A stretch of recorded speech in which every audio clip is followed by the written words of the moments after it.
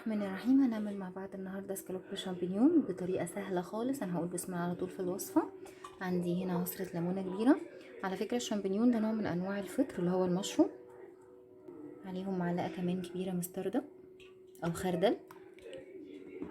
هحط كمان معلقه زيت زيتون او زيت نباتي الموجود بالنسبه لك، وحوالي نص معلقه ثوم مفرومه، وكمان نص معلقه جنزبيل فريش. لو مش متاح ممكن نستبدلهم بالبودر. المنكهات بقى سهله خالص، بابريكا وكركم وفلفل اسود، وطبعا الملح حسب الرغبه، بس اعمل حساب الملح اللي موجود في المستردة. اقلب كله مع بعضه. عندي هنا الفراخ البانيه متقطعه كده شرايح رفيعه.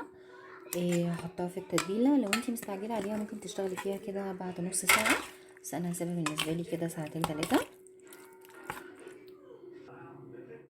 هنا مكعب زبده على فصين مستكه، وفيهم كمان معلقتين زيت زيتون او زيت نباتي عادي. هبتدي انزل بالفراخ تاخد صدمه من الجنبين. هننشل بقى الفراخ كده من الطاسه. في نفس الطاسه هنزل ببصله مبشوره عليها رشه فلفل اسود، هديها بس كده تشويحتين. عندي هنا الشامبينيون اللي هو المشروم، سواء بقى فريش او معلب.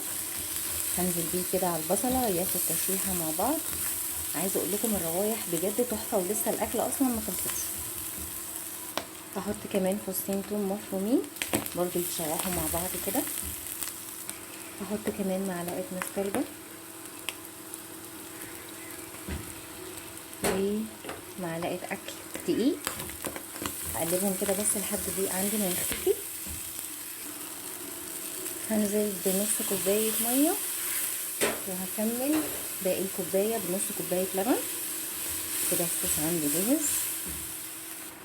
هحط شويه جبنه موتزاريلا، دي حاجه اختياريه، وبعد كده هرجع الفراخ على الصوص ياخدوا مع بعض كده غلوه حوالي 10 دقايق، لان يعتبر كل حاجه عندي مستويه. الفراخ اصلا مستويه من الاول، بس عشان الصوص ياخد ويدي كده مع بعضه كل حاجه كده تمتزج، وتبقى كده الاكله جهزت معايا على الغرف والتقديم. كده تبقى جهزت معايا الاكله. انا زوقتها بشويه بقدونس كده او كزبره خضراء. بجد بجد الاكله وهميه. اتمنى ان انتوا تجربوها، ويا ريت تسيبوا لي كومنت تقولوا لكم فيها ايه. ما تنسوش تفعلوا الجرس عشان يوصلكم كل جديد.